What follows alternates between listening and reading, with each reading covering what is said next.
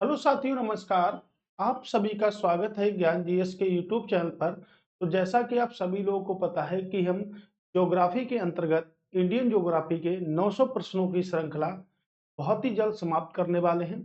अभी तक हम 150 प्रश्न कंप्लीट कर चुके हैं, तो इससे आगे के प्रश्नों को हम कंप्लीट करेंगे और जल्द से जल्द अभी हमारी छोटी क्लास चल रही है 30-30 क्वेश्चनों की, इसको जल्द से जल्द हम आगे बढ़ाएंगे और ज़्यादा से ज़्यादा क्वेश्चनों के लिए आपके लिए इम्पोर्टेंट साबित होगी ये महत्वपूर्ण क्लास। जो आप लोग कमेंट्स करते हैं वो कमेंट्स बहुत ही अच्छे आप लोग कर रहे हैं, तो उम्मीद करता हूं कि आप लोगों को क्लास बहुत ही पसंद आती होगी।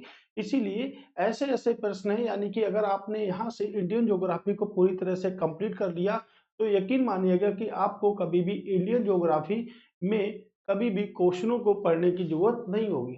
ठीक है, जैसा कि हमने आपको बताया है कि हम आपको पीडीएफ देंगे। 900 क्वेश्चनों की श्रृंखला जब कंप्लीट हो जाएगी तब आपको हम पीडीएफ देंगे और वो पीडीएफ आपके लिए बेहद इंपॉर्टेंट होगी और लाइफ टाइम अचीवमेंट अवार्ड की तरह आपके लिए वो काम करेगी। ठीक है, तो दोस्तों देखिएगा कि जितनी भी महत्वपूर्ण से महत्वपूर्ण आपके लिए जानकारी है, जितने भी क्वेश्चन महत्वपूर्ण से महत्वपूर्ण आपके लिए बन रहे हैं, वो मैं आप सभी के लिए प्रोवाइड कराता आ रहा हूं। तो आज हमारा लेक्चर नंबर 6 है। इससे पहले हम 5 क्लासें देख चुके हैं। अगर आपने वो 5 क्लासें नहीं देखी हैं तो कृपया करके पहले आप वो 5 क्लासें वहां पर देख लें। और इंडियन ज्योग्राफी के लिए आपके लिए यही क्लास और ये सब क्लासें आपके लिए बेहद इंपॉर्टेंट साबित हो रही हैं। और आपके जो कमेंट्स आ रहे हैं वो बहुत ही बेहतरीन कमेंट्स आ रहे हैं। देखिए, क्वेश्चन उस प्रकार से ही पूछा गया है। मैंने आपको क्या बताया कि सब वही प्रश्न है जैसे पीजीटी में पूछा गया, टीजीटी में पूछा गया, यूपीपीसीएस प्री में, यूपीएससी प्रीलिम्स के एग्जाम में, आरओ एआरओ के एग्जाम में, बीओ के एग्जाम में और जितने भी आपके यूपीपीसीएस से रिलेटेड जीआईसी वगैरह से रिलेटेड जितने भी एग्जाम हैं, एसएससी के भी बहुत सारे क्वेश्चन को यहाँ पर रिलेट किया है। तो जो भी हमारे इंडियन ज्योग्राफी में जो भी आपके क्वेश्चन बन रहे हैं, बेहद इंपॉर्टेंट क्वेश्चन जो बन रहे हैं, उन सभी के लिए एक विशेष सीरीज चल रही है। ठीक है, तो ये विशेष सीरीज पर आप लोगों के कमेंट्स जो आए हैं वो बहुत ही शानदार आए हैं। तो कृपया करके इसी प्रकार आप लोग बनाए रखें हमें और ज्यादा से ज्यादा वीडियो को सब्सक्राइब कर लें। ठीक है, लाइक करें ज्यादा से ज्यादा लोग और शेयर जरूर कर दें, जिससे कि जो लोग अभी तक हमारे चैनल से नहीं जुड़ पाए हैं वो जल्द से जल्द हमारे चैनल से जुड़ जाएं। ठीक है, अब आज के टॉपिक के ऊपर हम बात करेंगे। तो आज के दो टॉपिक इसमें बेहद इंपॉर्टेंट है। एक तो मैंग्रोव का वन और दूसरा आपका मिट्टियों से संबंधित जो भी इंपॉर्टेंट प्रश्न अभी तक बने हैं वो सभी प्रश्न आपके इसमें अभी हम देखेंगे। उसके अलावा मृदा अपरदन से भी बहुत सारे पॉइंट हैं, यानी कि आज के टॉपिक 3 से 4 टॉपिकों की आज हम बात करेंगे।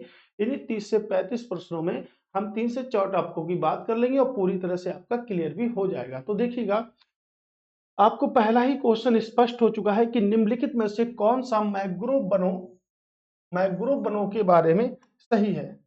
तो मैंग्रोव वनों के बारे में कौन सा कथन सही है, ये आपको पता करना है। देखिएगा, मैं आपको पढ़ के दिखा रहा हूं कि आपने क्वेश्चन सही पढ़ा है या नहीं पढ़ा है।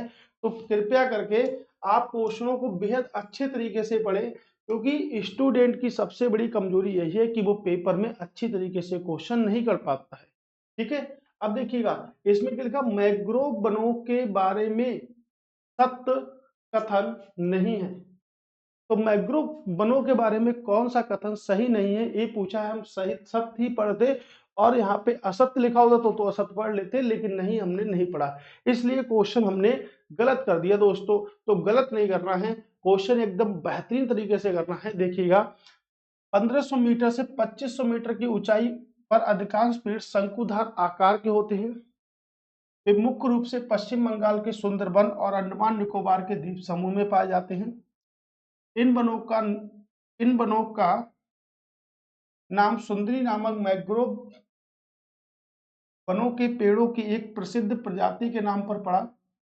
यह वन खारे पानी में जीवित रह सकते हैं। प्रश्न है कि कौन सा सत्य नहीं है। ठीक है, कौन सा सत्य नहीं है ये प्रश्न हमसे पूछा है। तो देखिएगा, कौन सा सत्य नहीं है। ठीक है, मैंग्रोव अगर वनों की बात करेंगे, मैंग्रोव वनों की अगर हम बात करेंगे तो आप सभी लोगों को पता है कि मैंग्रोव वन कहाँ आपको मिलेगा। तो मैंग्रोव वन आपको गंगा व ब्रह्मपुत्र के डेल्टा पर मिलेगा। गंगा प्लस ब्रह्मपुत्र के डेल्टा पर मिलेगा। पहला पॉइंट कि मैंग्रोव वनों का जो विस्तार है वो सबसे ज्यादा कहां पर है, गंगा व ब्रह्मपुत्र नदी के संगम पर जो भी बनता है उसे हम कहते हैं डेल्टा। और डेल्टा कहते हैं तो विश्व का सबसे बड़ा डेल्टा बनता है जिसे हम कहते हैं सुंदरबन डेल्टा। क्या कहते हैं, सुंदरबन डेल्टा कहते हैं, जो कि विश्व का सबसे बड़ा डेल्टा है।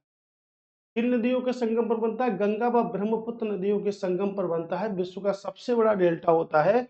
और ये डेल्टा जो होता है इसमें क्या होती है, सुंदरी एक वृक्ष पाया जाता है। क्या पाया जाता है, सुंदरी वृक्ष पाया जाता है। तो सुंदरी वृक्ष जो पाया था वो सबसे ज्यादा कहां पर, आपके वेस्ट बंगाल मिलेगा, उसके बाद आपको गुजरात में मिलेगा मैंग्रोव, और तीसरे नंबर पर आपके अंडमान निकोबार द्वीप समूह में मिलेगा। ठीक है, अंडमान निकोबार द्वीप समूह मिलेगा। चौथे में आपको आंध्र प्रदेश में मिलेगा। कहां पर मिलेगा आपको, आंध्र प्रदेश में मिलेगा चौथे नंबर पर। ठीक है, तो सबसे ज्यादा प्रतिशत जो आता है वो 42% से अधिक जो मैंग्रोव पाए जाते हैं वो पश्चिम बंगाल में पाए जाते हैं। उसके बाद आपके गुजरात में पाए जाते हैं, फिर अंडमान निकोबार द्वीप समूह जो कि एक केंद्र शासित प्रदेश है उसमें आपके पाए जाते हैं। और मैंग्रोव का जो विस्तार है वो गंगा व ब्रह्मपुत्र नदियों के किनारों पर होता है। ठीक है, सुंदरबन डेल्टा विश्व का सबसे बड़ा मैंग्रोव है जो कि पश्चिम बंगाल में, जिसका सबसे ज्यादा हिस्सा आता है पश्चिम बंगाल में। हिस्सा आने के बाद बांग्लादेश में भी उसका कुछ हिस्सा आता है। बांग्लादेश की जो सीमा है भारत के 5 राज्यों को स्पर्श करती है। कितने राज्यों को स्पर्श करती है, 5 राज्यों को, असम, मेघालय, त्रिपुरा, मिजोरम और पश्चिम बंगाल। मैंने आपको पढ़ाया है, क्लास नंबर 1 में पढ़ा है, क्लास नंबर 3 में पढ़ाया है, असम, मेघालय, मिजोरम और पश्चिम बंगाल को। ठीक है, असम, मेघालय, त्रिपुरा, मिजोरम और पश्चिम बंगाल को बांग्लादेश की सीमा स्पर्श करती है, जो कि भारत के साथ सबसे लंबी सीमा बना रही है। ठीक है, 4096.7 किलोमीटर की। अब गंगा नदी जो आती है वो आपके 2 देशों में है, एक तो भारत में है और दूसरी बांग्लादेश में है। गंगा की लंबाई की बात करेंगे तो 2525 किलोमीटर क्या है, इसकी लंबाई है। इसमें से 2510 भारत में है और 15 किलोमीटर कहां पर है, आपके बांग्लादेश में है। तो सुंदरबन डेल्टा का जो पार्ट होगा वो कुछ तो भारत में होगा और कुछ कहां पर होगा, कुछ आपके बांग्लादेश में भी होगा, कुछ आपके कहां पर होगा, बांग्लादेश में भी होगा सुंदरबन डेल्टा का जो पार्ट है। तो देखिएगा, ये वन खारे पानी में विकसित रह सकते हैं। अब देखिए समुद्र के किनारे हैं, क्या है, समुद्र के किनारे, यानी कि पश्चिम बंगाल का जो क्षेत्र है वो समुद्र तटीय क्षेत्रों में आता है। किसके तटीय क्षेत्रों में, समुद्र के किनारे कैसा पानी होगा, खारा पानी होगा। खारे पानी में जीवित रह सकते हैं, तो भाई बिल्कुल रह सकते हैं, खारे पानी में तो जीवित रहेंगे ना, अभी तो हमारा काम आगे बढ़ेगा। तो खारे पानी में तो जीवित रहेंगे ना, तो एक कथन तो ठीक है ना। हमसे पूछा सत्य कौन सा नहीं है, इन वनों में सुंदरी नामक मैंग्रोव वनों के पेड़ों की प्रजाति पाई जाती है। मैंने आपको क्या बताया कि मैंग्रोव वनों में सुंदरी नामक एक वृक्ष पाया जाता है। ऐसा सुंदरी नामक वृक्ष पाया जाता है, तो सुंदरी नामक वृक्ष के कारण ही इस वन का नाम जो रखा गया उसे क्या कहा, मैंग्रोव कहा गया। ठीक है, ये मुख्य रूप से पश्चिम बंगाल, अभी तो बताया कहां पर, पश्चिम बंगाल मिलेंगे मुख्य रूप से, उसके बाद सुंदरबन में मिलेंगे, पश्चिम बंगाल के सुंदरबन और अंडमान निकोबार द्वीप समूह में पाए जाते हैं। अंडमान निकोबार द्वीप समूह में ये वन आपके पाए जाते हैं, राइट। अब देखिएगा, ये जो वन होंगे वो इतने मीटर की ऊंचाई के कहां पर होंगे, यानी कि 1500 मीटर से 2500 मीटर की ऊंचाई के आकार के होते नहीं, 2 से 7 मीटर की ऊंचाई के आकार के लगभग में होते हैं। इसलिए जो हमारा आंसर होगा वो आंसर क्या होगा आपका, ए वाला। ए वाला हमारा राइट आंसर होगा, क्योंकि यही क्या है, गलत है। यही क्या है आपका, गलत है। ठीक है, तो याद रखिएगा, क्योंकि ये क्वेश्चन आपके यूपीएससी के एग्जाम में पूछा गया था और ये क्वेश्चन बेहद बेहद इंपॉर्टेंट है। तो जितना आप इसको इंपॉर्टेंट मान पाए वो आपके लिए लाभदायक होगा। तो आगे बढ़ते हैं, मैंग्रोव से दूसरे प्रश्न की चर्चा करते हैं कि दूसरा प्रश्न क्या, हम इस प्रश्न को करने के बाद क्या हम दूसरे प्रश्न को कर सकते हैं, दूसरे प्रश्न को नहीं कर सकते हैं। तो उम्मीद करता हूं एक क्वेश्चन भी यूपीएससी के एग्जाम में पूछा गया था, प्रीलिम्स एग्जाम में 2016 में, क्या इस क्वेश्चन को आप उस क्वेश्चन को पढ़ने के बाद कर सकते हैं, नहीं कर सकते हैं। मुझे उम्मीद है कि इस क्वेश्चन को आप पूरी 100 तरीके से कर सकते हैं। कैसे करेंगे, भारत के निम्नलिखित क्षेत्रों में से किस एक में मैंग्रोव वन, सदापर्णी वन और पर्णपाती वनों का समायोजन है, बताइएगा किस क्षेत्र में। अब देखिएगा मैंग्रोव, ठीक है, उत्तर तटीय आंध्र प्रदेश में, दक्षिण पश्चिम बंगाल में, दक्षिण सौराष्ट्र में, अंडमान निकोबार द्वीप समूह में। तो कहां पर है, तो आंसर क्या होगा आपका, अंडमान निकोबार द्वीप समूह में। अब मैंग्रोव जो वन होते हैं उन्हें ज्वारीय वन भी कहते हैं, मैंग्रोव वनों को ज्वारीय वन कहते हैं। ये भी याद रखिएगा। मैंग्रोव वनों को कौन सा वन कहते हैं? तो मैंग्रोव वनों को ज्वारीय वन भी कहते हैं, ठीक है, याद रखिएगा। तो कहां पर मिलेगा? तो सबसे ज्यादा आपके पश्चिम बंगाल में, उसके बाद में आपके गुजरात में, और फिर आपके अंडमान निकोबार द्वीप समूह में, ठीक है, अंडमान निकोबार द्वीप समूह में, फिर आपके आंध्र प्रदेश में, ठीक है, यहां पर आपको मिलेगा। ये तीसरा प्रश्न हम कर पाएंगे, देखिएगा, तीसरा प्रश्न कर पाएंगे मैंग्रोव से। मैंग्रोव के संदर्भ में निम्नलिखित में से कौन से कथन गलत है? कौन से कथन भाई गलत है, बताइएगा, ठीक है। अब देखिएगा, मैंग्रोव जीरोफाइट है जो कठोर तटीय परिस्थितियों के अनुकूल है। तो देखिएगा, मैंग्रोव, मैंग्रोव कैसी है? सदाबहार वनस्पति है। मैंग्रोव कैसी है? सदाबहार वनस्पति है। और जो सदाबहार जो वनस्पति होते हैं वो आपके जीरोफाइट होते हैं? नहीं, वो कैसे होते हैं? आपके हेलोफाइट होते हैं। तो मैंग्रोव कैसा है? हेलोफाइट है, जीरोफाइट नहीं है। मैंग्रोव कैसा है? तो मैंग्रोव आपका हेलोफाइट है। याद रखिएगा कि मैंग्रोव वनों को ज्वारीय वन कहते हैं, क्या वो हेलोफाइट होते हैं? तो बिल्कुल ठीक है, मैंग्रोव वनों को ज्वारीय वन कहते हैं। अभी मैंने बताया कि मैंग्रोव वनों को हम क्या कहते हैं? ज्वारीय वन कहते हैं, ठीक है। और मैंग्रोव वन जो होते हैं वो जीरोफाइट नहीं होते, क्या होते हैं? हेलोफाइट होते हैं। याद रखिएगा, कठोर तटीय परिस्थितियों के अनुकूल होते हैं। ये तो पॉइंट गलत हो गया। तो ये तो फिलहाल सही वाला है कि गलत तो पूछा है कि कौन सा कथन गलत है। भारत में गुजरात में मैंग्रोव वनों का आवरण प्रतिशत सबसे अधिक है। अभी मैंने आपको बताया कि मैंग्रोव का सबसे ज्यादा आवरण किन क्षेत्रों में पाया जाता है। तो मैंग्रोव का सबसे बड़ा जो आवरण पाया जाता है वो किसमें? वेस्ट बंगाल में पाया जाता है, उसके बाद गुजरात में, उसके बाद अंडमान निकोबार द्वीप समूह, क्या पाया जाता है? अंडमान निकोबार द्वीप समूह में, ठीक है। और चौथे नंबर पर अगर बात करेंगे तो आंध्र प्रदेश में पाया जाता है। चौथे नंबर पर अगर बात करेंगे तो कहां पाया जाता है? आपके आंध्र प्रदेश में, ठीक है। तो देखिएगा, भारत में गुजरात में मैंग्रोव आवरण का प्रतिशत सबसे अधिक है। तो ए भी तो गलत हो गया। तो लेकिन क्वेश्चन के अकॉर्डिंग तो ए भी ठीक है, क्वेश्चन के अकॉर्डिंग तो ए भी ठीक है, क्योंकि गलत हमसे पूछा है ना कि सही पूछा है।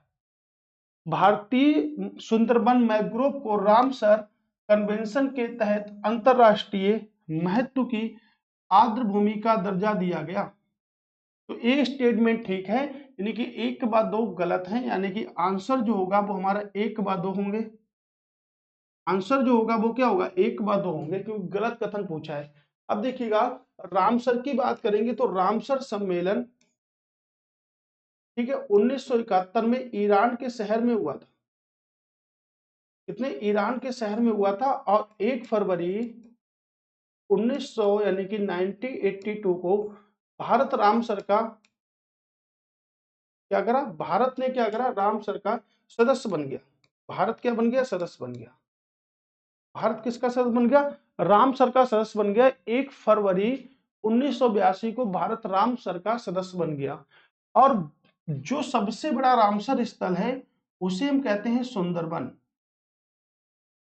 जो भारत का सबसे बड़ा जो रामसर स्थल है उसे हम सुंदरबन ही कहते हैं। तो बिल्कुल सिंपल सी बात है कि भारतीय सुंदरबन मैंग्रोव को रामसर आर्द्र भूमि का दर्जा बिल्कुल दिया गया है। तो ये तो ठीक है। तब जब ए वाला सही है तो एक व दो तो क्या है? गलत है। मैंने आपको स्पष्ट भी किया है कि क्यों वो गलत है, क्यों गलत हो सकते हैं। क्या आपने पहला प्रश्न पढ़ा? देखिएगा, आपने यहां से पहला प्रश्न पढ़ा और उम्मीद करता हूं कि इस प्रश्न से ही आपके नेक्स्ट 3 प्रश्न जो अभी तक थे, एक ए वाला प्रश्न, एक ए वाला प्रश्न, और भाई, ठीक है, अच्छा 2 प्रश्न पढ़े हैं क्या हमने? ठीक है, जो 2 प्रश्न कंप्लीट जो हमने किए हैं उसमें से आप सिर्फ इसको याद रखिएगा, मैंग्रोव जीरोफाइट नहीं है, मैंग्रोव कैसा है? हेलोफाइट है, मैंने आपको बताया। तो क्या 2 प्रश्न तो अगर आपने कंप्लीट कर लिए हैं तो क्या आने वाले पेपर में आपके जो भी प्रश्न बनेंगे, आने वाले पेपर में आपके जो भी प्रश्न बनेंगे, क्या आप उनको नहीं कर पाएंगे? बिल्कुल कर पाएंगे, एकदम तरीके से कर पाएंगे, है ना? एक तरीके से कर पाएंगे, 100% तरीकों से कर पाएंगे, राइट? ओके, चलते हैं नेक्स्ट प्रश्न। कौन सा है कि मुख्य रूप से भारत में मैंग्रोव कहाँ पाए जाते हैं? ये भी आपका चौथा प्रश्न है, जो कि आपके सबसे सरल प्रश्न आता है। कहां पर पाए जाते हैं? आपके सुंदरबन डेल्टा में। तो सुंदरबन डेल्टा कहां पर है? आपके पश्चिम बंगाल में। सुंदरबन डेल्टा आपके कहां पर है? सुंदरबन डेल्टा आपके पश्चिम बंगाल में है। ठीक है, कहां पर है? आपके पश्चिम बंगाल में है। मैंने आपको बताया किन नदियों के संगम पर बना है, तो गंगा प्लस ब्रह्मपुत्र, गंगा व ब्रह्मपुत्र नदियों के संगम पर बना हुआ है सुंदरबन डेल्टा। ठीक है, पश्चिम बंगाल की कैपिटल है कोलकाता, और किस नदी के किनारे है? तो हम कह सकते हैं हुगली नदी के किनारे।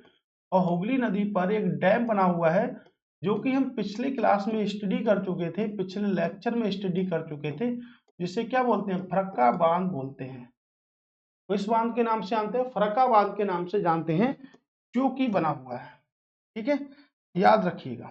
नेक्स्ट काजीरंगा की बात करेंगे। देखिए बड़ा कंफ्यूजन है, एक नेशनल पार्क है कंचनजंगा। जब ऐसा कुछ पूछा जाता है तो बहुत कंफ्यूजन हो जाता है स्टूडेंट के लिए। कंचनजंगा नेशनल पार्क जो है वो आपके कहाँ पर है? सिक्किम में है। ठीक है, तो कंचनजंगा नेशनल पार्क सिक्किम में है, लेकिन काजीरंगा की बात करेंगे तो काजीरंगा नेशनल पार्क आपके कहाँ पर है? असम में। कहाँ पर है? आपके असम में। पश्चिमी घाट की बात करेंगे तो पश्चिमी घाट को हम किस नाम से जानते हैं? तो पश्चिमी घाट को हम सह्याद्री के नाम से जानते हैं। भाखड़ा नागल बांध जो है वो आपके सतलज नदी पर बना हुआ है। किस नदी पर बना हुआ है? तो सतलज नदी पर आपके भाखड़ा नागल बांध बना हुआ है। क्या आपको डाउट एकदम क्लियर हो चुका है? कोई परेशानी तो नहीं होने वाली है? शायद मुझे उम्मीद है कि आप लोग अच्छे से समझ भी चुके होंगे। ठीक है, अब निम्नलिखित में से कौन वनों के विषय में सही नहीं है? ठीक है, वनों के विषय में इनकरेक्ट है। अगर मैं इन सभी को वनों को छोड़ूं तो सबसे पहले अगर मैं कुछ पॉइंट की बात करूं कि वन अधिनियम कब आया? वन अधिनियम कब आया था? है ना? और वन दिवस कब बनाते, यानी कि अंतरराष्ट्रीय वन दिवस कब बनाते? मैं दोनों चीजें आपको बता चुका हूं। अगर आपने पांचों लेक्चर, जो प्रीवियस जो 5 लेक्चर है, अगर आपने वो अच्छे से स्टडी करे हैं तो मैं उम्मीद करता हूं कि आने वाली जो भी क्लासें होंगी वो आपके लिए बेहद इंपॉर्टेंट होंगी। पहली बात। दूसरी, वो क्वेश्चन आपके लिए बेहद इंपॉर्टेंट होंगे जो मैंने आपको बोल के बताए हैं। ठीक है, तो 1980 में क्या आया था? वन अधिनियम आया था। और 21 मार्च को क्या आया था? वन दिवस बनाया जाता है। 21 मार्च को क्या बनाया था? वन दिवस बनाया था 21 मार्च को। अब वनों से संबंधित तो बहुत सारे प्रश्न हमारे आते हैं। ठीक है, लेकिन ये प्रश्न आपके लिए एनवायरमेंट से भी संबंधित है। एनवायरमेंट एक पार्ट ऑफ ज्योग्राफी का ही है। ठीक है, तो इसको आप याद रखिएगा। अब कह रहे हैं वनों के संदर्भ में कौन से कथन सही नहीं है, यानी कि इनकरेक्ट की बात कर रहा है कि कौन सा भाई करेक्ट नहीं है। किसी वन में वृक्ष वनस्पति की सबसे ऊपरी परत बनाते हैं। पॉइंट नंबर 2, वन भूमि को कटाव से बचाते हैं। ये तो ठीक है, वन भूमि को कटाव से बचाते हैं। वन जो होते हैं भूमि को कटाव से बचाते हैं, इसमें कोई सोचने वाली बात नहीं है। किसी वन में झाड़ियां वनस्पति की सबसे निचली परत बनाती हैं। तो झाड़ियां जो होती हैं वनस्पति की सबसे निचली परत बनाती हैं, तो ये भी बात ठीक है, झाड़ियां सबसे निचली परत बनाती हैं। वन जलवायु, जलचक्र और वायु गुणवत्ता के को प्रभावित करते हैं, तो बात तो ये भी ठीक है, ये भी करते हैं। तो भाई यही वाला आंसर आपका क्या है? गलत है। ठीक है, यही वाला आंसर आपका गलत है, यानी कि option number A right answer है। ठीक है, ऑप्शन नंबर ए ही गलत है, बाकी सबके सब क्या है? ठीक है एकदम। ठीक है, याद रखिएगा। Okay, option number A. Next question, किन वनों को मानसूनी वन कहा जाता है? ठीक है, किन वनों को मानसूनी वन कहा जाता है? ओके, तो वन दिवस तो अभी हमने बताया कब बनाते हैं। वन दिवस हम बनाते हैं 21 मार्च को। और किन वनों को मानसूनी वन कहा जाता है? तो मानसूनी का सबसे व्यापक क्षेत्र है। सबसे व्यापक क्षेत्र किनका है? मानसूनी वनों का। सबसे व्यापक क्षेत्र आपके मानसूनी वनों का है। देखिएगा, मानसूनी वनों के लिए टेम्परेचर होता है 15 डिग्री सेंटीग्रेड से 22 डिग्री सेंटीग्रेड होता है। वर्षा जो होती है वर्षा 70 डिग्री सेंटीमीटर से 200 सेंटीमीटर की जरूरत होती है। और वर्षा के बाद अगर हम आर्द्रता की बात करें कि कितनी आर्द्रता की जरूरत होती है, तो इन्हें आर्द्रता चाहिए होती है 63 से 77, इन्हें आर्द्रता चाहिए होती है। यानी कि ये इनकी खासियत है। और भारत में सबसे व्यापक जो वन है उन्हें मानसूनी वन कहते हैं। तो भारत में सबसे व्यापक जो वन है उन्हें मानसूनी वन कहते हैं। और वन दिवस हम 21 मार्च को सेलिब्रेट करते हैं। क्या उष्णकटिबंधीय सदाबहार वन होते हैं? हम कह सकते हैं उष्णकटिबंधीय सदाबहार वन मैंग्रोव वनों को कह सकते हैं। और मैंग्रोव वनों को हम क्या कहते हैं? ज्वारीय वन भी कहते हैं। मैंग्रोव वनों को हम क्या कहते हैं? ज्वारीय वन भी कहते हैं। अन्य नाम क्या है? ज्वारीय वन है। पर्वतीय वन कहते हैं, उष्णकटिबंधीय पर्णपाती वन कहते हैं। तो भारत में सबसे अधिक विस्तार किन वनों का है? तो उष्णकटिबंधीय पर्णपाती वन या पतझड़ वन या शुष्क वनों का भारत में सबसे अधिक विस्तार है। ठीक है, भारत में सबसे अधिक जो विस्तार है वो किसका है? उष्णकटिबंधीय पर्णपाती वनों का। ठीक है, याद रखिएगा इस बात को। नेक्स्ट प्रश्न है कि निम्नलिखित में से उष्णकटिबंधीय पर्णपाती वनों की विशेषताएं हैं। लीजिए, अभी मैंने आपको विशेषताएं बताई हैं, शायद वही सब विशेषताएं आपकी होंगी, अन्यथा उसके अलावा कोई भी विशेषता नहीं होगी। भारत में सबसे व्यापक जंगल है, अभी तो बताया है। वे उन क्षेत्रों में फैलते हैं जहां वर्षा 70 से 200 सेंटीमीटर होती है, अभी तो बताया। देखिएगा, एक क्वेश्चन पढ़ने से दूसरा क्वेश्चन ऑटोमेटिकल निकलेगा।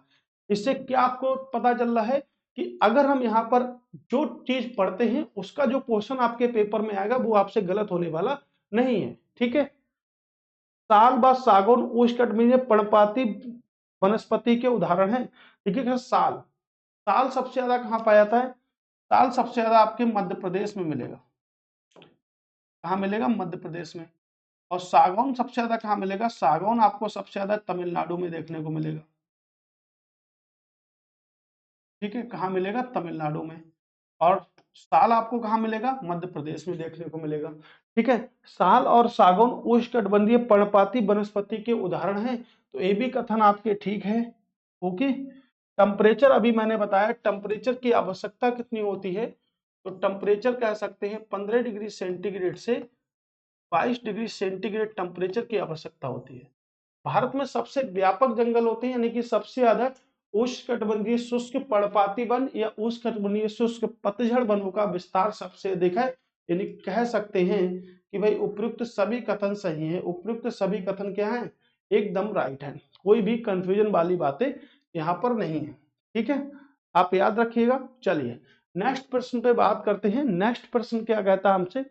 उष्णकटिबंधीय वर्षा वनों के संदर्भ में निम्नलिखित में से कौन से कथन सही हैं? उष्णकटिबंधीय वर्षा वनों के संदर्भ में कौन से कथन सही हैं? सही पूछा है, सही कथन। ठीक है, कौन से कथन सही हैं? ठीक है, लॉजिक की बात करते हैं। बेहतरीन प्रश्न है। उष्णकटिबंधीय वर्षा वनों की मृदा पूर्णता अनुवरय होती है। तो उष्णकटिबंधीय वर्षा वनों की मृदा जो होती है अनुवरीय होती है। ठीक है, वन सदापर्णी होते हैं जिसके कारण प्रकाश संश्लेषण प्रक्रिया वर्ष भर चलती रहती है। उष्णकटिबंधीय जो वर्षा वन होते हैं इन्हें सदाबहार वन भी कहते हैं। अब अगर हम सदाबहार वन लिखें तो सबसे बड़ी खासियत यह है कि ये सब कथन जो कि हम पढ़ेंगे सदाबहार वनों से अच्छी निकल आएंगे। जहां पर हमेशा वर्षा होगी वहां पर क्या होगा? ग्रीन रहेगा, घास वगैरह उगती रहेगी, तो इसलिए हम सदाबहार वन कहते हैं। तो ए बी क्वेश्चन क्या है? ए बी पॉइंट ठीक है। उन्हें वृक्षों द्वारा आच्छादित मरुस्थल के रूप में वर्णित किया गया है। बिल्कुल ठीक है, तो देखिएगा, उन्हें वृक्षों द्वारा आच्छादित मरुस्थल के रूप में वर्णित किया गया है। बिल्कुल, वे अत्यधिक उत्पादक भूमि आधारित पारिस्थितिकी तंत्र हैं। वह अत्यधिक उत्पादक भूमि आधारित पारिस्थितिकी तंत्र हैं। बिल्कुल ठीक है, इकोसिस्टम आता है। यानी कि ये चारों के चारों पॉइंट क्या है? उष्णकटिबंधीय वर्षा वनों के संदर्भ में बिल्कुल ठीक है। तो आपके चारों पॉइंट ठीक है। Option number D, right. Option number D, ये याद रखना आप लोग। ठीक है, बेस्ट कॉन्सेप्ट है आपके लिए। डायरेक्टली आप इसी प्रकार से बस कॉपी में आप लोग उतार लें। और एक क्वेश्चन वो है जो आपके लिए बेहद इंपॉर्टेंट साबित होने वाले हैं दोस्तों। ठीक है, नेक्स्ट क्वेश्चन, उष्णकटिबंधीय सदाबहार वनों के में कौन से कथन सही है? ठीक है, सदाबहार वन बोले या वर्षा वन बोले, बात एक ही है। ठीक है, तो उष्णकटिबंधीय सदाबहार वनों के संदर्भ में कौन से कथन सही हैं? इन वनों को उष्णकटिबंधीय वर्षा वन भी कहा जाता है। लीजिए, वही बात आ गई है। यह सघन वन भूमध्य रेखा के पास और उष्ण कटिबंध के करीब क्षेत्रों में पाए जाते हैं, बिल्कुल पाए जाते हैं। उसके बाद हम कहें तो कर्क रेखा और मकर रेखा के मध्य भी पाए जाते हैं। कर्क रेखा और मकर रेखा के मध्य भी पाए जाते हैं। जब कर्क रेखा व मकर रेखा के मध्य पाए जाएंगे तो मैं कह सकता हूं 23.5 डिग्री नॉर्थ में पाए जाते हैं और 23.5 डिग्री साउथ में भी पाए जाते हैं, क्योंकि मकर रेखा जो होती है वो 23.5 डिग्री होती है। कर्क रेखा जो होती है वो आपकी 23.5 डिग्री नॉर्थ में होती है। क्या होती है? नॉर्थ में होती है। ठीक है, या देखिए कहां पर होती है? आपके नॉर्थ में होती है 23.5 डिग्री। तो ये क्वेश्चन भी बिल्कुल ठीक है। तो कह सकते हैं भूमध्य रेखा के आसपास के क्षेत्रों में पाए जाते हैं सदाबहार वन और उष्णकटिबंधीय, जो कि भारत किस गोलार्ध में स्थित है? भारत उत्तरी गोलार्ध में स्थित है। भारत किस गोलार्ध में स्थित है? भारत उत्तरी गोलार्ध में स्थित है। और भारत किन कटिबंध में स्थित है? तो उष्ण व उपोष्ण कटिबंध में स्थित है। उष्ण व उपोष्ण कटिबंध में अगर भारत स्थित है तो मैं इस बात को तो मान सकता हूं कि ये दोनों के दोनों कथन क्या हैं? सही हैं। दोनों के दोनों कथन क्या हैं? एकदम राइट है। ठीक है, दोनों के दोनों कथन क्या हैं? एकदम राइट है। ठीक है, शंकुधारी वनों निम्नलिखित में से कौन से वृक्ष पाए जाते हैं? तो शंकुधारी वनों का सबसे मोस्ट इंपोर्टेंट कॉन्सेप्ट है कि इन्हें टैगा वन कहते हैं। नुकीले होते हैं, शंकु के आकार के होते हैं और शंकु कैसा होता है? नुकीला होता है। तो शंकुधारी वनों को टैगा वनों के नाम से भी जाना जाते हैं। ठीक है, चीड़ हो गया, देवदार हो गया, ये सब क्या है? शंकुधारी वन है, केस नहीं होता। ठीक है, ये सब क्या है? आपके शंकुधारी वन है। ठीक, नेक्स्ट क्वेश्चन। अब देखिएगा, वनों से संबंधित तो हमारे प्रश्न हो चुके हैं। अब प्रश्न है आपकी मृदा के बारे में। जैसे आपकी जो सबसे ज्यादा जो मृदा होती है, ठीक है, तो मृदा की अगर बात करेंगे तो सबसे पहले तो हम मृदा की बात कर लेते हैं, उसके बाद इस क्वेश्चन को करेंगे। ठीक है, यानी कि मिट्टी। मिट्टी बोले या हम बोल सकते हैं मृदा। ठीक है, हम बोल सकते हैं मृदा। तो देखिएगा, मृदा की अगर हम बात करें ओवरऑल, तो मृदा के अध्ययन को क्या कहते हैं? पहली बार स्टडी ऑफ मृदा। तो मृदा के अध्ययन को हम क्या कहते हैं? तो मृदा के अध्ययन को कहते हैं पेडोलॉजी। क्या कहते हैं? पेडोलॉजी कहते हैं। मृदा के अध्ययन को पेडोलॉजी कहते हैं। और मृदा दिवस हम कब मनाते हैं? 5 दिसंबर को हम मृदा दिवस मनाते हैं। 5 दिसंबर को हम क्या मनाते हैं? तो 5 दिसंबर को मृदा दिवस मनाते हैं। पहला पॉइंट। ठीक है, अब भारत में जो सबसे ज्यादा जो मृदा पाई जाती है उसे हम क्या कहते हैं? जलोढ़। जलोढ़ मिट्टी सबसे ज्यादा पाई जाती है भारत में। उसके बाद भारत में दूसरी सबसे अधिक मात्रा में जो मिट्टी पाई जाती है उसे हम कहते हैं काली मिट्टी। तीसरी जो मिट्टी होती है इसे हम कहते हैं लाल मिट्टी। और जो चौथी जो मिट्टी होती है इसे हम कहते हैं लेटेराइट मिट्टी। क्या कहते हैं इसे हम? तो इसे हम कहते हैं लेटेराइट मिट्टी। और जो पांचवी जो मिट्टी होती है इसे हम कहते हैं पिट मृदा। ठीक है, अब देखिए जलोढ़ मिट्टी का जो विस्तार है वो आपका 43.4% है भारत में। तो भारत में सबसे अधिक जो क्षेत्र पाया जाता है वो किसका पाया जाता है? जलोढ़ मिट्टी का। तो भारत में सबसे अधिक जो क्षेत्र पाया जाता है जलोढ़ मिट्टी का पाया जाता है। जलोढ़ मिट्टी के संदर्भ में अब हम कथन की बात करेंगे, तभी हमारी कंप्लीट हो जाएगी जलोढ़ मृदा। ठीक है, क्या हो जाएगी? कंप्लीट हो जाएगी पूरी तरीके से जलोढ़। जलोढ़ आखिर होती क्या है? तो भारत में सबसे अधिक विस्तार होता है। ठीक है, यानी कि सबसे अधिक पाई जाने वाली मृदा। सबसे अधिक पाई जाने वाली मृदा। पाई जाने वाली मृदा, ये मिट्टी जिसका विस्तार कितना है? लगभग में 43.4% है। ठीक है, कितना है? 43.4% है। ठीक है, राइट, कितना है? 43.4% है। तो प्रत्येक वर्ष बाढ़ के जमाव होने वाली नई जड़ों को खादर कहते हैं। अब ये खादर और बांगर देखिएगा क्या कॉन्सेप्ट है। देखिए तो मिट्टी जो होती है, जलोढ़ जो होती है, दो प्रकार की होती है। एक तो नॉर्मली मिट्टी होती है, राइट। एक तो नॉर्मली मिट्टी होती है जो कि जमीन पर होती है। एक मिट्टी वो होती है जो बाढ़ आने के बाद में विस्तृत हो जाती है। जैसे देखिएगा, अब जलोढ़ दो प्रकार की होती है, पुरानी हो गई, एक जलोढ़ क्या होगी, पुरानी। पुरानी किसे कहेंगे हम? पुरानी वो मिट्टी कहेंगे जो अभी हमारी जमीन पर है, तो उसको हम किस नाम से जानते हैं? तो उसको हम कहते हैं बांगर। अब बाढ़ आने के बाद आपने देखा होगा, बाढ़ आने के बाद जो नई मिट्टी बनती है उसे हम क्या कहते हैं? तो बाढ़ आने के बाद जो नई मिट्टी बनती है, ठीक है, नई को क्या कहते हैं? तो नई को हम कहते हैं खादर। ठीक है, तो बाढ़ आने के बाद जो नई मिट्टी बनती है उसे हम खादर के नाम से जानते हैं। और इसमें ये लिखता है प्रत्येक वर्ष बाढ़ के जमाव होने वाली नई जलोढ़ को क्या खादर कहा जाता है? तो नई जलोढ़ को भाई खादर कहा जाता है। यही तो हम कॉन्सेप्ट समझ रहे हैं, नई जलोढ़ को क्या कहते हैं? खादर कहते हैं। ये तो ठीक है कथन। यह मृदा देश के कुल क्षेत्रफल का लगभग 54% है, 54% है। कितना प्रतिशत है? 43.4% है, 54% नहीं है। तो यही तो हमारा आंसर हो गया। लो, आंसर तो हमारा मिल गया कि यही कथन गलत है, क्योंकि ऊपर वाला जब गलत है तो नीचे वाले चेक करने की हमें जरूरत नहीं है। चलिए देख लेते हैं। यह आमतौर पर पोटास से समृद्ध होती है, यानी कि पोटास पाया जाता है इसमें, लेकिन इसमें फास्फोरस की मात्रा कम होती है। बात बिल्कुल ठीक है, फास्फोरस की मात्रा बिल्कुल कम होती है, इसमें कोई भी परेशानी बात नहीं है। यह मृदा उत्तरी मैदान और नदी घाटियों में मिलती है। तो यह मृदा उत्तरी मैदान और नदी घाटियों में मिलती है, तो बिल्कुल ठीक है, यानी कि नदी की घाटियों में मिलती है, उत्तरी मैदानों में मिलती है। तो बिल्कुल ठीक है, एकदम राइट आंसर है।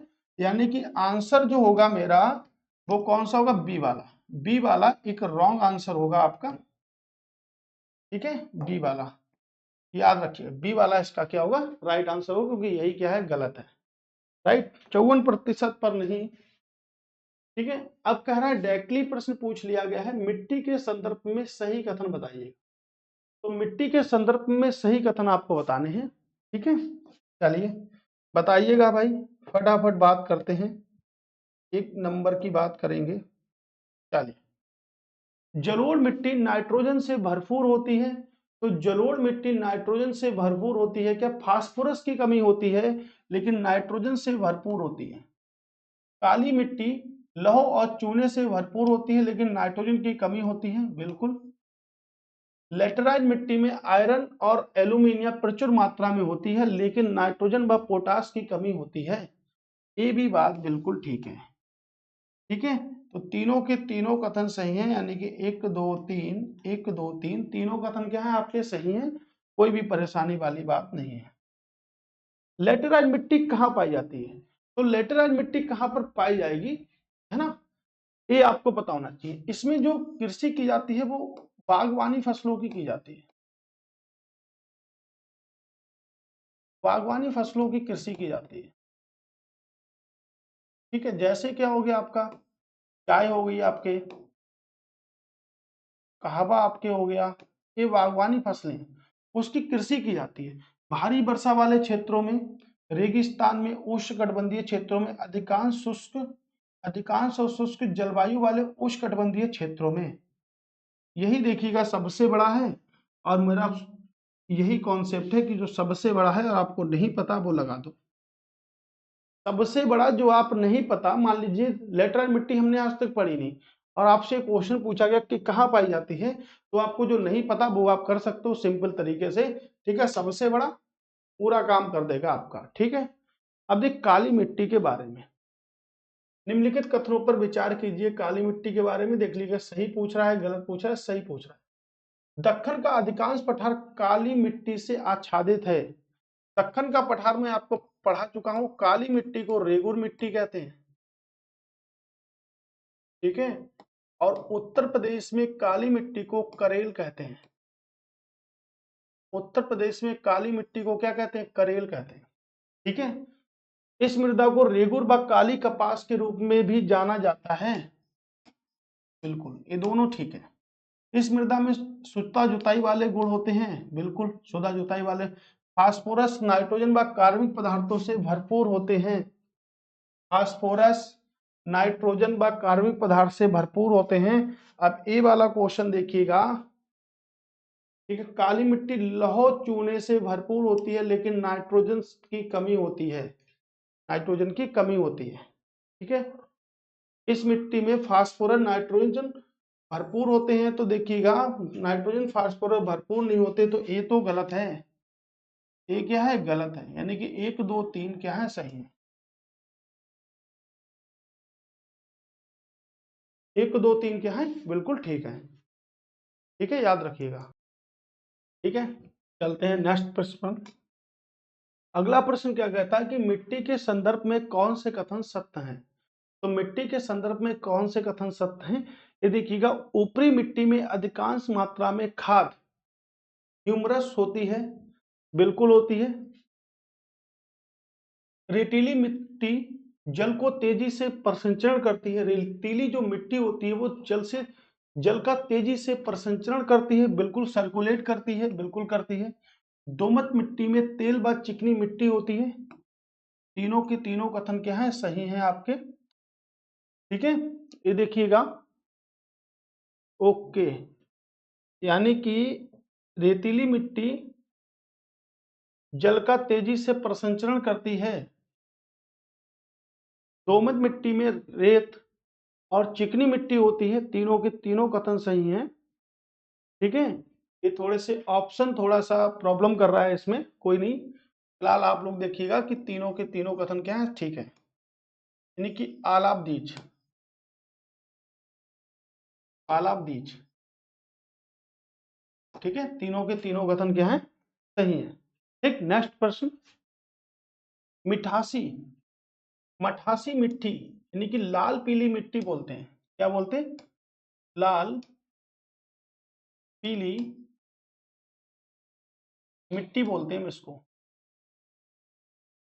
ठीक है। किन क्षेत्रों में मिलेगी आपके, तो छत्तीसगढ़ के क्षेत्रों में पाई जाती है और सबसे अधिक ऊंचाई वाले स्थानों पर पाई जाती है। छत्तीसगढ़ के क्षेत्रों में पाई जाती है, सबसे अधिक ऊंचाई वाले स्थानों पर पाई जाती है, सबसे अधिक ऊंचाई वाले स्थानों पर। यह मिट्टी अधिकांश भाटा मिट्टी की अपेक्षा अधिक तथा कन्हारा मिट्टी की अपेक्षा कम ऊंचाई पर पाई जाती है। यह मिट्टी कन्हार मिट्टी से कम उपजाऊ होती है, ये सही है। ये मिट्टी लोहे की अधिक मात्रा में होती है, इस मिट्टी में लोहे की अधिक मात्रा होती है। इस मिट्टी में रेत की मात्रा अधिक होती है, तो इस मिट्टी में रेत की भी मात्रा अधिक होती है, यानी कि सबसे बड़ा और वही आंसर, ठीक है। सबसे बड़ा वही आंसर आपके छत्तीसगढ़ पीसीएस में पूछा गया था, मैंने सोचा क्यों ना यहाँ पर भी इसको लाया जाए। अब देखिए मृदा अपरदन, तीसरा टॉपिक, मृदा अपरदन से, मृदा अपरदन का निम्नलिखित में से कौन सा एक कारण नहीं है। तो मृदा अपरदन का कौन सा एक कारण नहीं है, अतिचरण, बाढ़ आना, भूस्खलन या वन रोपण। तो मृदा अपरदन का निम्नलिखित में से कौन कारण नहीं है, ये तो सभी को पता है, वन रोपण। कौन सा आपका, वन रोपण इसका कारण नहीं है, ठीक। नेक्स्ट क्वेश्चन, मृदा स्तर परिस्थितियों में आर परत का प्रतिनिधित्व करती है। तो आर परत किसका प्रतिनिधित्व करती है, कार्बनिक पदार्थों का, सिलिकेट मिट्टी सामग्री का, समेकित चट्टानों का या अपक्षरणीय जनक सामग्री का। देखिएगा इसका करती है परत सी, सी परत करती है। आर किसका करती है, तो आर इस परत का करती है, समेकित चट्टानों का करती है। Very very most important question, ठीक है। आपके लिए वो क्वेश्चन जो आपको कहीं भी नहीं मिलने वाले हैं दोस्तों, एक बेहद इंपॉर्टेंट सीरीज जो आपके लिए फायदेमंद होने वाली है, वो मैं आपके सामने प्रस्तुत कर रहा हूं। ऐसे क्वेश्चन जो आपको कहीं भी मिलने वाले नहीं है, ओनली पेपर में ही मिलेंगे, उन क्वेश्चनों को मैं आपको फ्री ऑफ कॉस्ट पढ़ा रहा हूं, सिर्फ आप यूट्यूब पर देखिएगा।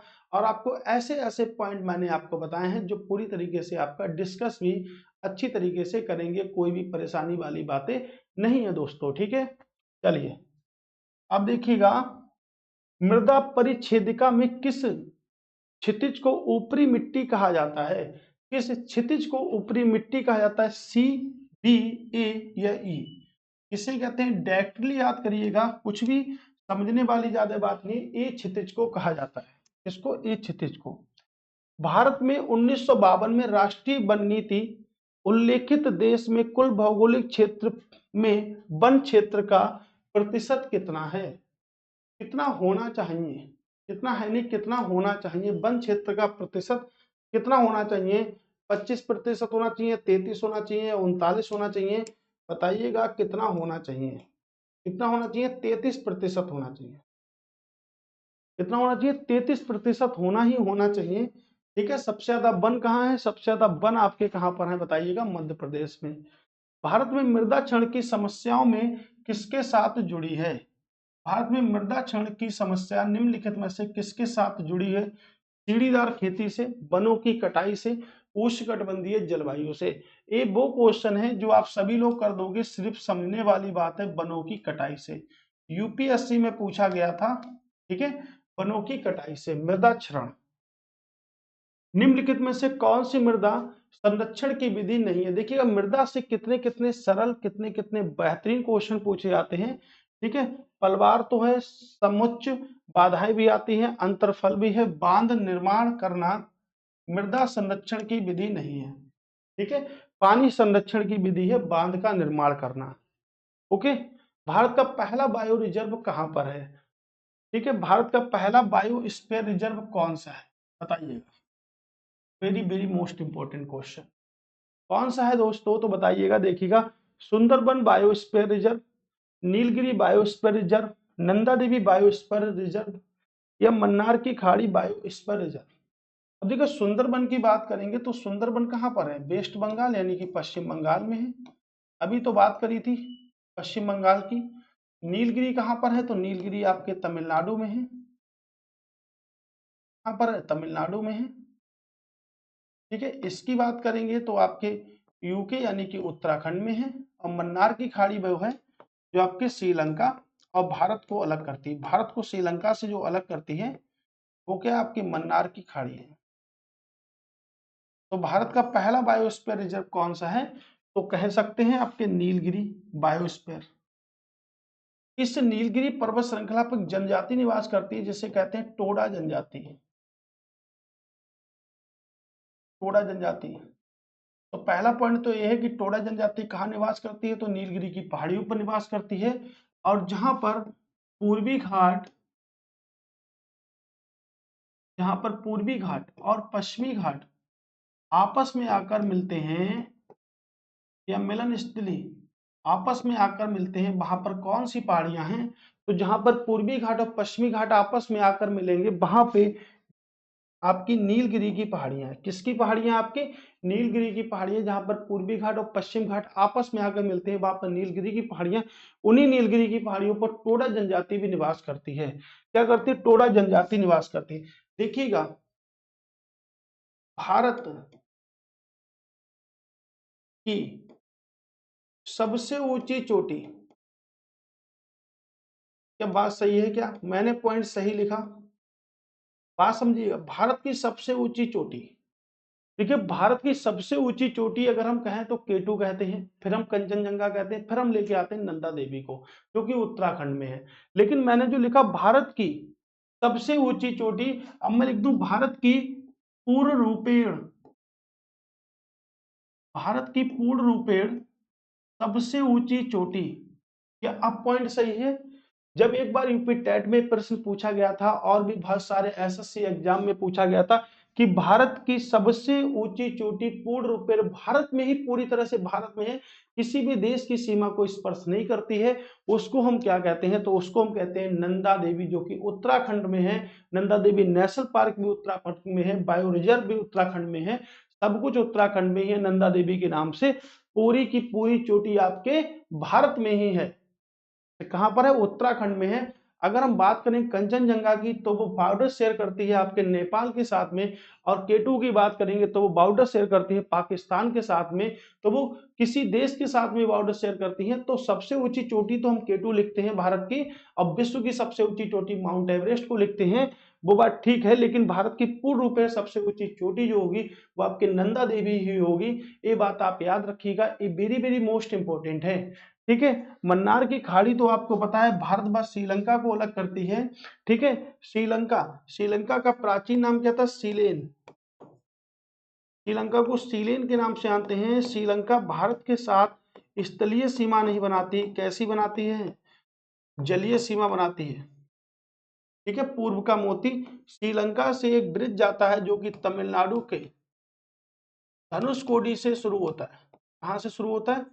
धनुषकोडी से। बहुत बार यूपीपीसीएस में प्रश्न पूछा गया है कि राम सेतु कहां से शुरू होता है, तो राम सेतु आपके धनुषकोडी से शुरू होता है। कहां से शुरू होता है? धनुषकोडी से शुरू होता है राम सेतु। ठीक है, चलते हैं नेक्स्ट प्रश्न पर। जो झूम खेती भारत के किस राज्य में की जाती है? पश्चिमी घाट में, दक्षिण भारत में, मध्य भारत में, उत्तर पूर्वी भारत में। झूम की खेती को स्थानांतरित खेती भी बोलते हैं। कहां पर की जाती है? मेघालय में। सबसे ज्यादा विस्तार कहां पर है? मेघालय में। ठीक है, बांग्लादेश से मेघालय की सीमा लगती है, तो हम कह सकते हैं उत्तर पूर्वी भारत में की जाती है। कहां पर की जाती है? उत्तर पूर्वी भारत में की जाती है। ठीक है, याद रखिएगा। कुमारी, याद रखिए, कुमारी किस प्रकार की खेती पश्चिमी घाट में की जाती है? तो सबसे पहले तो ए पॉइंट भी याद रखिएगा कि पश्चिमी घाट में किस प्रकार की खेती की जाती है, तो कुमारी। ठीक है, पश्चिमी घाट में किस प्रकार की खेती की जाती है, तो ये पॉइंट भी याद रखिए। कुमारी खेती कहाँ की जाती है? पश्चिम बंगाल में, सॉरी पश्चिमी घाट में। और जैसे भी लिखा झूम खेती भारत के उत्तर पूर्वी, तो हम यहाँ लिख सकते हैं यहाँ पर कौन सी खेती की जाती है? कुमारी की जाती है। ठीक है, कौन सी की जाती है? कुमारी खेती की जाती है। राइट, तो ये भी पॉइंट बन गया। वृक्षारोपण खेती है? नहीं भाई। बागवानी खेती है? नहीं। गहन खेती है? आदम निर्वहन खेती है? ये सही है, option number D. Option number D मुझे सही लगा, आपको भी यही सही लगना चाहिए क्योंकि यही आंसर है। तमिलनाडु, आंध्र प्रदेश और केरल में किस तरह की मृदा काजू जैसी फसलों के लिए सबसे उपयुक्त होती है? काजू जैसी फसलों के लिए सबसे उपयुक्त होती है। किस प्रकार की मृदा जो होती है वो काजू जैसे फसलों के लिए सबसे उपयुक्त होती है? शुष्क मृदा? नहीं। काली मृदा किसके लिए उपयुक्त होती है? कपास की खेती के लिए। कपास खेती। अब कपास कहाँ मिलेगा? तो कपास मिलेगा महाराष्ट्र में। अब कपास कहाँ मिलेगा? आपके गुजरात में। अभी तो पढ़ा था काली मृदा कपास की खेती के लिए। काली मृदा को क्या कहते हैं? रोगुर कहते हैं। उत्तर प्रदेश में क्या कहते हैं? केरेल कहते हैं उत्तर प्रदेश में, है ना। उत्तर प्रदेश में क्या कहते हैं? करेल कहते हैं। जलोढ़ मिट्टी भारत में सबसे अधिक पाई जाती है। जलोढ़ मृदा 43.4% पर। तो क्या होगा? लाल लेटेराइट मृदा। लाल लेटेराइट मृदा जो होती है वो आपकी काजू के लिए सबसे अच्छी मानी जाती है। ये देखिएगा, निम्नलिखित में से मेघ निर्माण की विभिन्न प्रकारों का सही क्रम उनकी बढ़ती ऊंचाई के अनुसार बताना है। ठीक है, सीरस, कुमुलोनिम्बस, स्टेस और कुमुलस। देखिएगा, इनके हिंदी में भी नाम लिखे हैं, तो आप लोग जैसे लिखिएगा वैसे हिंदी में भी नाम लिख लीजिएगा। ठीक है, कपासी मेघ हो गया, स्त्री मेघ हो गया, कपासी मेघ आपका हो गया। ठीक है, तो देखिएगा ये आपके नाम भी हैं। ठीक है, इसका मैं आपको डायरेक्टली आंसर बता रहा हूं क्योंकि ये आंसर आपके लिए बेहद इंपॉर्टेंट होने वाला है। ठीक है, याद रखिएगा, इसको आपको सबसे इंपॉर्टेंट आंसर होने वाला है। तो मैं इसका आंसर आपका बी लगा देता हूँ। ठीक है, ठीक है, बी आंसर राइट आंसर है, एकदम बी। कोई भी कंफ्यूजन वाली बात नहीं है। ठीक है, डायरेक्टली आप लोग बी आंसर याद रखिएगा। और मेघ निर्माण का लद्दाख के बारे में कथन ए और आर को पढ़िए और सही विकल्प का चयन कीजिए। ठीक है, लद्दाख के लोग अपनी जीविका के लिए मुख्यतः मवेशियों को चराने पर निर्भर रहते हैं। तो अपनी जीविका के लिए मवेशियों को चराने पर निर्भर रहते हैं क्या? बिल्कुल रहते हैं। अभी कथन ए तो ठीक है। इस क्षेत्र में पर्याप्त वर्षा होती है, फिर भी जमीन कृषि के लिए उपयुक्त नहीं है। पर्याप्त वर्षा कहाँ होती है? 10 सेंटीमीटर वर्षा होती है। भारत में सबसे कम वर्षा कहाँ होती है? लद्दाख में। और लद्दाख के बाद सबसे कम वर्षा कहाँ पर होती है? जैसलमेर में। ठीक है, सबसे ज्यादा आपके कहाँ पर होती है, मासिन राम में होती है। तो भाई देखिएगा ए सत्य है लेकिन आर गलत है, ए सत्य है लेकिन आर गलत है। स्पष्टीकरण की तो बात ही छोड़ दी। चंदन की लकड़ी जो होती है, ठीक है, चंदन की जो लकड़ी होती है वो आपको कहां पर मिलेगी। अब देखिएगा चंदन की, आपने एक मूवी देखी है पुष्पा, अब तो पुष्पा 2 भी आने वाली है। चंदन की लकड़ी के लिए कारोबार क्या था, बहुत महंगी होती है। ब्लैक चंदन भी होता है, रेड चंदन भी होता है। जब किसी व्यक्ति की मृत्यु होती है तो उसके अंतिम संस्कार के लिए चंदन की लकड़ी का प्रयोग किया जाता है, ठीक है। भले को बहुत कम मात्रा में रखी जाती है लेकिन रखी जाती है। तो सबसे पहले चंदन की लकड़ी कहाँ मिलती है, ये क्वेश्चन आपके पेपर में आ चुका था। कहाँ आया था, बीपीएससी के पेपर में आया था। कौन से जंगलों में चंदन की लकड़ी मिलती है, तो शेषाचलम, है ना। आपने पुष्पा मूवी में जो जंगल दिखाया गया है वो शेषाचलम जंगल दिखाया गया, तो वहीं पर आपके मिलती है, ठीक है। तो चंदन की लकड़ी जो होती है वो हमारे जीवन के अंतिम क्षण पर भी काम आती है, ठीक है। चंदन की लकड़ी आपको कहां पर मिलेगी, उष्णकटिबंधीय कांटेदार वन व झाड़ियों में मिलेगी, ठीक है। उष्णकटिबंधीय पर्णपाती वनों में मिलेगी, या सदाबहार वनों में मिलेगी, या उष्णकटिबंधीय सदाबहार वनों में मिलेगी। अब देखिएगा चंदन की लकड़ी जो आपको मिलेगी वो कहां पर मिलेगी, ये आपको बताना है, तो बताइएगा। अब देखिए कहां पर मिलेगी, ठीक है। और आप जहां पर होगी ठंडी बहुत होती है, चंदन की लकड़ी जो होती है वो ठंडी बहुत आपकी होती है। तो चंदन की लकड़ी भारत के किन वनों में मिलेगी, उष्णकटिबंधीय कांटेदार वन तथा झाड़ियों में मिलेगी। कांटे तो नहीं होते वहां पर, तो यहाँ पर तो मिलेगी नहीं। उष्णकटिबंधीय पतझड़ वन मिलेगा। भारत में सबसे अधिक जो विस्तार है वो उष्णकटिबंधीय पतझड़ पर्णपाती वनों का ही भारत में सबसे अधिक विस्तार है, बात भी सही है। सदाबहार वन मैंग्रोव होते हैं, उष्णकटिबंधीय सदाबहार वनों में तो नहीं मिलेगी, तो सदाबहार वनों में भी नहीं मिलेगी। तो आंसर हमारा होगा उष्णकटिबंधीय पर्णपाती वनों से। किससे आंसर होगा, उष्णकटिबंधीय पर्णपाती वनों से हमारा राइट आंसर होगा, ठीक है। याद रखिएगा उष्णकटिबंधीय पर्णपाती वनों से ये मिलने वाली है, राइट। याद रखिएगा इस बात को, बेहद इंपॉर्टेंट है दोस्तों। इससे ज्यादा इंपॉर्टेंट कहीं भी क्वेश्चन आपको नहीं मिलने वाले हैं, तो इसलिए ज्ञान जीएस यूट्यूब चैनल को आप सभी लोग सब्सक्राइब कर लें, क्योंकि सब्सक्राइब करने के बाद आपको दो फायदे मिलेंगे। एक तो नोटिफिकेशन आपका आ जाएगा, है ना, और आप पुष्पा मूवी देख भी लेंगे, ठीक है। पुष्पा मूवी को जरूर देखिएगा। आप देखिएगा कैसे शेषाचलम के जंगलों में, है ना, अल्लू अर्जुन लकड़ी से कितना करोड़पति आदमी बन जाता है, ठीक है। तो काफी महंगा होगा तभी तो करोड़पति बन जाता, अगर महंगा नहीं होता तो करोड़पति कैसे बनता, है ना। ये भी एक लॉजिक की बात है। सबसे बेहतरीन भारतीय सागौन किन वनों में मिलती है, तो सबसे बेहतरीन भारतीय सागौन किन वनों में मिलती है। सतपुड़ा राष्ट्रीय उद्यान कहां पर है, आपके मध्य प्रदेश में है। कहां पर है, मध्य प्रदेश में है। पंचमढ़ी कहां पर है, एमपी और महाराष्ट्र के बॉर्डर पर है। बोरी कहां पर है, महाराष्ट्र में है। बांदीपुर कहां पर है, बांदीपुर आपका कर्नाटक, ठीक है। बांदीपुर कहां पर है, आपके कर्नाटक में। Very very most important, Bandipur national park Bharat के किस राज्य में है। तो ये मैचिंग करने के लिए भी आ सकता था, ठीक है। तो सबसे बेहतरीन जो सागौन होती है वो कहां मिलेगी। सागौन जो होता है वो क्या होता है, उष्णकटिबंधीय पर्णपाती वनों में आती है। उष्णकटिबंधीय पर्णपाती पर्णपाती वनों में आती है। तो उष्णकटिबंधीय पर्णपाती वनों में आती है, जो 70 से 200 सेंटीमीटर वर्षा में ही उगता है।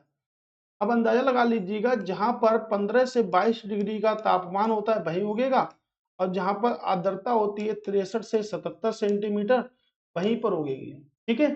तो आपका जो सतपुड़ा नेशनल पार्क है क्या उसमें उगेगा। दूसरा आपका पंचमढ़ी है, बोरी है, बांदीपुर है। बांदीपुर कर्नाटक में है, जिसमें भी कुछ दिन पहले आग लग गई थी, जो कि बहुत ही फेमस है, कर्नाटक यानी कि बेंगलुरु में है। और बन्नेरघट्टा नेशनल पार्क भी आपके कहां पर है, कर्नाटक में। बन्नेरघट्टा नेशनल पार्क जो कि कर्नाटक का पहला तितली अभ्यारण्य है, पहला तितली अभ्यारण्य यानी कि तितलियों का अभ्यारण्य है। पहला तितली अभ्यारण्य है बन्नेरघट्टा नेशनल पार्क, है ना। तो एक एक पॉइंट आप लोग याद करिएगा। पहला तितली अभ्यारण्य भारत में कहाँ बना, बन्नेरघट्टा नेशनल पार्क में भारत का पहला तितली अभ्यारण्य बना है। तो इसका राइट आंसर क्या होने वाला है, इसका राइट आंसर होने वाला है सतपुड़ा नेशनल पार्क। अब देखिएगा सतपुड़ा नेशनल पार्क की जो सबसे ऊंची चोटी है ना, सतपुड़ा नेशनल पार्क की, तो सबसे ऊंची चोटी जो सतपुड़ा नेशनल पार्क की है वो धूपगढ़ चोटी है। अब सतपुड़ा का क्षेत्र कहाँ पर है? सतपुड़ा का जो क्षेत्र है वो आपके मध्य प्रदेश यानी कि एमपी में आता है, तो हम कह सकते हैं मध्य प्रदेश की सबसे ऊंची चोटी क्या है? धूपगढ़ की चोटी, राइट। ये भी तो प्रश्न बन सकता है कि मध्य प्रदेश की सबसे ऊंची चोटी क्या है, तो मध्य प्रदेश की भी सबसे ऊंची चोटी आपकी धूपगढ़ की चोटी है, और एमपी की चोटी जो है वो धूपगढ़ की चोटी पे आती है, ठीक है। एमपी की चोटी किस पे आती है? धूपगढ़ की चोटी पर ही आती है। तो सागौन सबसे ज्यादा कहाँ मिलेगा आपको? मध्य प्रदेश में मिलेगा। सागौन कहाँ मिलेगा सबसे ज्यादा? मध्य प्रदेश में आपको सागौन मिलेगा सबसे ज्यादा। तो सतपुड़ा नेशनल पार्क हो गया आपका वेरी वेरी मोस्ट इंपोर्टेंट है मध्य प्रदेश। तो मध्य प्रदेश में बहुत सारे नेशनल पार्क भी हैं, ठीक है। इतने सारे नेशनल पार्क भारत में सबसे ज्यादा, अगर नेशनल पार्क वाला कोई आपका राज्य है तो सबसे ज्यादा नेशनल पार्क कहाँ पर है? अंडमान मध्य प्रदेश में। और केंद्र शासित प्रदेश कौन सा है? अंडमान निकोबार द्वीप समूह। तो अंडमान निकोबार द्वीप समूह में सबसे ज्यादा आपके केंद्र शासित प्रदेश में है, वो तो केंद्र शासित प्रदेश हो गया। राज्यों में अगर बात करेंगे तो सबसे ज्यादा कहां पर है? आपके मध्य प्रदेश में है। और जंगल भी सबसे ज्यादा कहां पर है? मध्य प्रदेश में है। लेकिन जंगल सबसे ज्यादा मध्य प्रदेश में। प्रतिशत की अगर बात करेंगे तो प्रतिशत सबसे ज्यादा कहां पर है? मिजोरम में। प्रतिशत कहां पर है? सबसे ज्यादा मिजोरम में है, ठीक है। तो मध्य प्रदेश को क्या कहते हैं? भारत का हृदय स्थल भी कहते हैं। भारत का हृदय स्थल भी कहते हैं मध्य प्रदेश को, ठीक है। तो भारत का हृदय स्थल भी कहते हैं भाई मध्य प्रदेश को। नागपुर को भी तो भारत का हृदय कहते हैं। नागपुर यानी कि महाराष्ट्र को भी भारत का हृदय कहते हैं। संतरा नगरी, क्योंकि संतरा भी होता है। और गंगा का मैदानी भाग भी कहते हैं। अब एक बार ये क्वेश्चन आया था कि भारत का हृदय स्थल कौन सा नहीं है, तो मध्य प्रदेश हो गया, नागपुर हो गया, गंगा का मैदानी भाग हो गया, ये सब क्या है? भारत के हृदय स्थल है। तो भारत का हृदय स्थल कौन सा नहीं है? एक क्वेश्चन भी पूछा गया था कि भारत का हृदय स्थल कौन सा नहीं है। तो देखिएगा, कुछ भी पेपर में कुछ भी पूछा सकता, पेपर में कुछ भी पूछा था। ऐसा नहीं है कि पेपर में वही चीजें पूछी जाएंगी जो आपको पता है। तो उम्मीद करता हूं कि जो चीज आप लोगों को अच्छी नहीं लगती, जो चीज आप लोग पढ़ना पसंद नहीं करते, देखिए जीएस का सब्जेक्ट एक ऐसा एक बढ़िया सब्जेक्ट है जो कि इंटरेस्ट लेके आता लाइफ में। आपको नई नई चीजें सीखने को मिलेंगी, ठीक है। नई नई चीजें सीखेंगे, नई नई चीजों को देखेंगे, नई नई उनकी बाउंड्री लाइन को शेयर करेंगे। और आप कहीं भी देख कर देखिएगा, जीके एक ऐसा सब्जेक्ट है कि आप जितना घूमेंगे, आप मान लो हिमाचल प्रदेश घूमे तो आपको पता है कि पीर पांजल पर्वत श्रृंखला है, अटल सुरंग है, ये सब आपको पता है। तो जीएस घूमने से बहुत हमारा एकदम जबरदस्त तरीके से रहता है, कभी भी भूलते नहीं है। जैसे मान लीजिएगा आप कभी अटल सुरंग देखने गए, अटल टनल आपने देखी, अब आपने वहां से देखी तो आपको पता है कि उसकी लंबाई जो है वो 9.02 किलोमीटर है। 5G कनेक्टिविटी है, 4G कनेक्टिविटी है। ये चीजें आप लोग वहां पर जाओगे तो आप लोग कभी भूलोगे ही नहीं, इन चीजों को कभी भूलोगे ही नहीं। ऐसा हो नहीं सकता कि आप कभी इन चीजों को भूल जाओ, ठीक है। तो हमारे भूलने का रीजन, ना भूलने का रीजन क्या है? कि हम लगातार घूमते रहें। अब लगातार घूमोगे तो जब हमारे पास पैसा होगा। जब पैसा ही नहीं होगा हमारे पास में तो हम घूमेंगे कैसे, ठीक है। जब पैसा नहीं होगा तो सर घूमेंगे कैसे, ये भी तो है ना। तो उसके लिए क्या करनी है आपको? जॉब्स, यानी कि जॉब नहीं, जॉब्स यानी कि बहुत सारी नौकरियां करनी। एक नौकरी अच्छी मिल गई तो दूसरी करेंगे, दूसरी करेंगे, तीसरी करेंगे। उसके लिए क्या होगा? हमें पढ़ना होगा, इतना पढ़ना होगा, बहुत ज्यादा भाई दोस्तों पढ़ना होगा, जितना ज्यादा आप लोग पढ़ पाओ, ठीक है। मैं भी आपके लिए प्रयत्न कर रहा हूं कि भाई 900 क्वेश्चन आपका ज्योग्राफी का मैं पूरी तरह से समाप्त कर दूं। आने वाले पेपर में ज्योग्राफी का कोई भी क्वेश्चन, ज्योग्राफी का कोई भी क्वेश्चन आपसे ये ना कहे कि मैं नहीं हूंगा आपसे, है ना। आपसे ये ना बोल पाए कि मैं नहीं हो पाऊंगा। भाई मुझे नहीं होना है कि क्वेश्चन आप लोगों ने करा दिए लेकिन मुझे हो नहीं पा रहा है। तो मैं गारंटेड बोल रहा हूं कि 900 क्वेश्चन और आपने डिटेल सोल्यूशन अगर पूरा देख लिया तो मुझे उम्मीद है कि आने वाले जहां पर भी क्या, जहां पर जीएस आती है वहां पर आपके ज्योग्राफी के क्वेश्चन आते हैं। किसी भी आप छोटे से एग्जाम से चलते हैं, चले यूपी टेट से चलते हैं। यूपी टेट हो गया, यूपी पुलिस हो गया, एसएससी हो गया, पीसीएस हो गया, यूपीएससी हो गया, इतनी तो एग्जाम, रेलवे वगैरह सब में आपके ज्योग्राफी पूछी आते हैं। और जहां पर ज्योग्राफी पूछी आएगी वहां पर आपको मैं बता दूं, बेस्ट कॉन्सेप्ट, बेस्ट बातें और बेस्ट तरीके से जरूर करेंगे। 100% करने वाले हैं, तो बिल्कुल रुकिएगा मत, बिल्कुल लगे रहिएगा। मेरा आपसे एक ही वादा है कि मैं आपके लिए 182 क्वेश्चन कंप्लीट कर चुका हूं दोस्तों। इसकी पीडीएफ भी बन चुकी है और आप लोग हमारे साथ में जुड़े हैं, यही हमारे लिए एक लाइकली बात है। एकदम जबरदस्त तरीके से अगर आप हमारे साथ में जुड़े हुए हैं, आप हमारे साथ में रहते हैं, तो देखिएगा 1 मिनट और सुन लीजिएगा, हम हिस्ट्री की क्लास को भी शुरू करने वाले हैं और हिस्ट्री में हम क्या करेंगे, मॉडर्न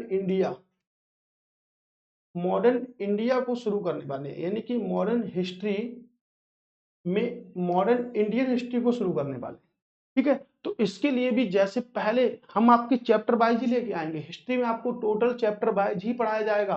ठीक है, जैसे इसमें भी हम टॉपिक वाइज पढ़ रहे हैं, वहां आपके चैप्टर वाइज पढ़ेंगे।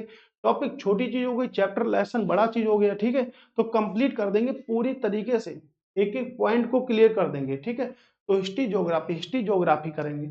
उसके बाद देखिएगा, आप अगर प्रीवियस वीडियो भी देखेंगे तब भी आपका बहुत ज्यादा फायदा होने वाला है। ठीक है, तो जो यूपी पीसीएस में आरओ एआरओ के लिए जो क्लासें पढ़ाई थी वो भी देखिए, क्या उनसे प्रश्न फंसा? तो बिल्कुल फंसा, एक एक प्रश्न फंसा, कोई प्रश्न बचा ही नहीं, है ना, कुछ प्रश्न पर बचा ही नहीं, हो गया पूरा। ठीक है, तो दोस्तों अब मिलते हैं आपके नए लेक्चर में, लेक्चर नंबर 7 के साथ में। तब तक के लिए दोस्तों नमस्कार, टाटा, बाय बाय, जय हिंद।